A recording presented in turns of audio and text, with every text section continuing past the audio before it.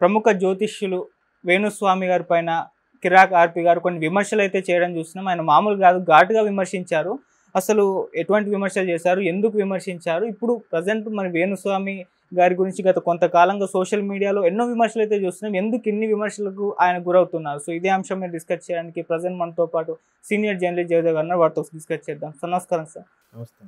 కిరాక్ ఆర్పి గారు మాట్లాడుతూ ఒక ఛానల్కి ఇచ్చిన ఇంటర్వ్యూలో వేణుస్వామి గారు అమ్మాయిలతో నగ్నంగా పూజలు చేయిస్తారని చెప్పేసి ఒక సెన్సేషనల్ కామెంట్ అయితే చేయడం చూస్తున్నాం సార్.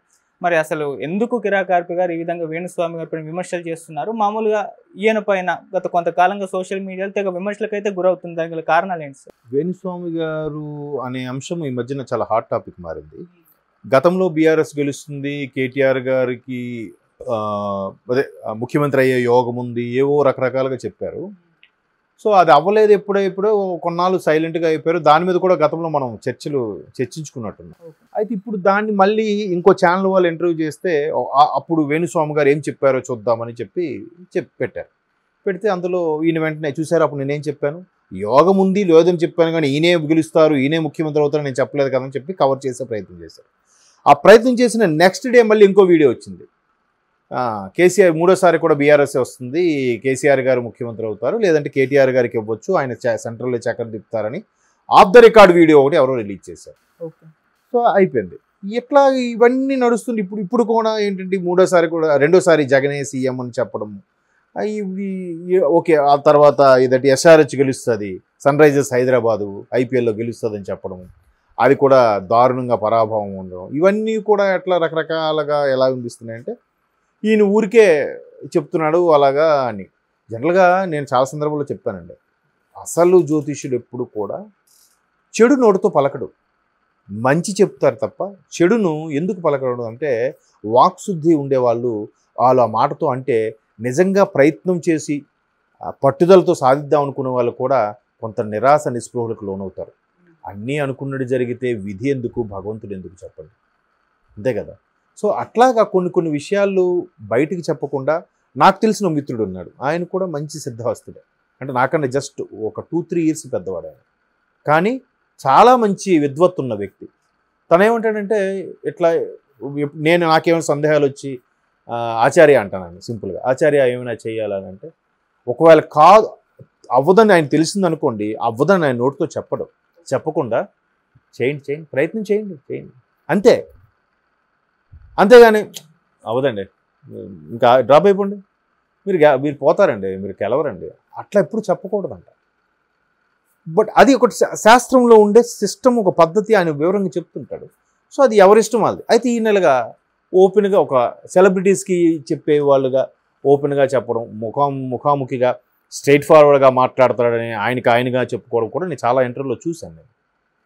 సో మరలా ఇప్పుడు ఈ అంశం తెర మీదకి వచ్చేసరికి జగన్మోహన్ రెడ్డి గారు సీఎం అవుతారు వాళ్ళగన్నప్పుడు కూడా మొన్న ఏదో సందర్భంలో రాధా మనోహర్ దాస్ గారు కూడా ఏదో సందర్భంలో సీరియస్ అయినట్టుగా చూసారు. ఎందుకంటే టీటీడీ వ్యవహారంలో ఎవరైతే భ్రష్టు పట్టిస్తున్నారో అటువంటి వాళ్ళని కూడా టీటీడీ దగ్గరికి ఆ దర్శనానికి వెళ్ళి వచ్చినప్పుడు బయట అలాంటి సందర్భంలో మాట్లాడడం ఎంతవరకు కరెక్ట్ అనే దాని మీద కొద్దిగా రాధా మనోహర్ దాస్ గారు కాస్త ఆయన ధోరణిలో ఎక్స్ప్లెనేషన్ ఇచ్చారు. అది పక్కన పెట్టండి. అయితే ఇప్పుడు కిరాక్ ఆర్పి అనే వ్యక్తి గత కొద్ది రోజులుగా కూటమికి సంబంధించి ఆయన ఛానల్స్లో డిస్కషన్లో కానీ ఇంటర్వ్యూస్లో కానీ పార్టిసిపేట్ చేస్తున్నారు. సో ఆయనకి కూటమి మీద ఎందుకో ఒక గురి ఏర్పడింది, ఇష్టమైపోయింది. సో అవి ఒక్కొక్కటిగా మాట్లాడుతున్నారు. ఇప్పుడు రోజా గారు గతంలో ఎవరు సుధీరు, ఆ తర్వాత ఆయన ఎవరు గెటప్ సీను, వీళ్ళందరూ పిఠాపురం క్యాన్వాసింగ్కి వెళ్ళేటప్పుడు ఆది వాళ్ళందరూ బిల్లబచ్చాగాళ్ళు, వాళ్ళంతా వాళ్ళ బతుకులంతా లేదా వాళ్ళ ప్రాణాలంతా ఏదో అన్నట్టు అన్నదానికి వాళ్ళు కొంచెం పద్ధతిగా పొలైట్గానే సమాధానం ఇచ్చారు. కానీ ఈయన మాత్రం కొంచెం కిరాక్ ఆర్పి మాత్రం బాగా ఆవిడ మాట్లాడే పద్ధతి కరెక్ట్ కాదు, ఆవిడ బతుకేని మాకు తెలియదా అన్నట్టు కూడా మాట్లాడారు. ఇలాగ ప్రతిదీ కూడా ఓపెన్గా గట్టిగా మాట్లాడడం జరుగుతుంది. ఇప్పుడు వేణుస్వామి గురించి కూడా ఆయన ఒక సోషల్ మీడియా ఛానల్కి ఇచ్చిన ఇంటర్వ్యూలో కూడా నేను నిన్నప్పుడు చూశాను, నిలబడి ఎక్స్ప్లెయిన్ చేస్తూ ఈయన చేసే పని ఇదిలా ఉంటుంది, అమ్మాయిలతో నగ్నంగా చేపిస్తాడు, నెక్స్ట్ ఎవరైనా వాళ్ళు సినిమాకి బాగా సెలబ్రిటీలు బాగా ఉన్నారనుకుంటే వాళ్ళని ఈయన ఫాలో అవుతుంటాడు, వాళ్ళు ఫోన్ డిస్కషన్లు సీరియస్గా వీడియోలో రికార్డ్ చేసుకుంటుంటాడు. రికార్డ్ చేసుకున్నప్పుడు ఒక 4 నెలలు 5 నెలల కిందట వాళ్ళని ఫాలో అయ్యి వాళ్ళ మాట తీరు బట్టి వాళ్ళ నక్షత్రంలో ఉంది బాగలేదు, వాళ్ళు ఖచ్చితంగా విడిపోతారు అన్నట్టుగా చెప్తాడు. అన్నట్టుగా దాన్ని ఎగ్జాంపుల్గా ఎవరిని సమంతాని నాగచైతన్య ఎగ్జాంపుల్గా చెప్పి కూడా ఆయన కిరాక్ ఆర్పి గారు అదేదో ఛానల్కి ఇచ్చిన ఇంటర్వ్యూలో చూశాను. ఛానల్ పేరు గుర్తులేదు కానీ ఇదేంటి ఇంత నేను ఎంతో ఓపెన్గా మాట్లాడుతున్నాడు అని చెప్తున్నాడు. లేదు మీరు కావాలంటే చూడండి, ఆయన ఒక టీంను లేకపోతే ఎవరినో ఒకటి ఫాలో అప్ చేపిస్తాడు ఆ వ్యక్తుల్ని ఎవరి మీద, ఎక్కడైనా వాళ్ళు దూరంగా మాట్లాడుకుంటున్న మాటలు లేకపోతే వాళ్ళు ఫోన్లో మాట్లాడిన మాటలు వీడియో తీసి వీళ్ళు ఇలా మాట్లాడుకుంటున్నారంటే ఫ్యూచర్లో వీళ్ళిద్దరూ గొడవ పడతారు, ఓకే విడిపోవచ్చు అన్నట్టుగా చెప్పడం. జనాలు కూడా ఎలా ఉంటుందంటే అదిగో పుల్లంటే ఇదిగో తోక అనే రకాలే కదా. అందులోకి ఇవాళ రేపు ఎలా అయిపోయి ఆడమగ ఎవరికి వాళ్ళు మేము ఇద్దరం సమానమే, ఎవరికి వాళ్ళు మేమే గొప్ప, మాదే పై చేయి అని యుగోలకి వెళ్ళిపోయి ఎవరికి వాళ్ళగా విడిపోతున్నారు. అది జరుగుతుంది, చూస్తున్నాను. ఒక సెలబ్రిటీస్ విషయంలోనే కాదు, సామాన్యుల విషయంలో కూడా జరుగుతుంది. సో ఇట్లాగనమాట. ఒక అంతకుముందు ఏం చెప్పారు నాకు బాగా గుర్తు, టాలీవుడ్లో ఒక famous hero and famous heroine చనిపోతారని చెప్పారు ఆయన. ఫేమస్ హీరో అంటే ఎవరు చనిపోలేదు, ఫేమస్ హీరోయిన్ ఎవరు చనిపోలేదు. కానీ దాన్ని మళ్ళీ ఇతనికి సంబంధించిన అభిమానులు కొంతమంది ఎలా చెప్పారంటే తారక రత్న చనిపోయారు అని చెప్పినట్టే జరిగింది కదా. తారక రత్న ఫేమస్ హీరోయిన్ కాదు, యాక్టర్, ఆర్టిస్ట్. మొదట్లో ఒక 4-5 సినిమాలు వరుసగా హీరోగా రిలీజ్, తర్వాత విలన్గా కూడా చేశారు.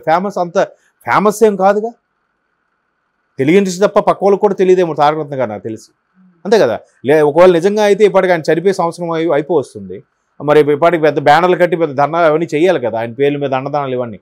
అంటే నేను అనేది ఫేమస్ అయితే అలాగని తారక రత్న గారిని కించపరిచే ఉద్దేశం కాదండి అది. ఆయన చెప్పిన దానికి సింగ్ చేస్తున్నాను నేను. ఫేమస్ హీరో చనిపోతారన్నారు, ఎవరు చనిపోయారు తెలుగు ఇండస్ట్రీ నుంచి? ఎవరు చనిపోలేదుగా.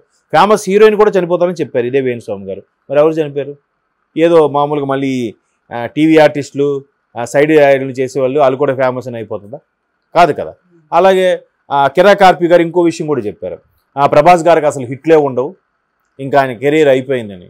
మేబీ అందరూ వెంటనే అబ్బా అదేంటి రాధేశ్యామ్ పోయింది, జై శ్రీరామ్ అదేంటిది ఆదిపురుష్ పోయింది, ఇంక అంతేకాదనుకున్నాం. సలారుకు వచ్చేసరికి చూసారా, సలారు సినిమా పరంగా యావరేజే కానీ కలెక్షన్స్ పరంగా బ్లాక్ బాస్టర్, అవునా కదా.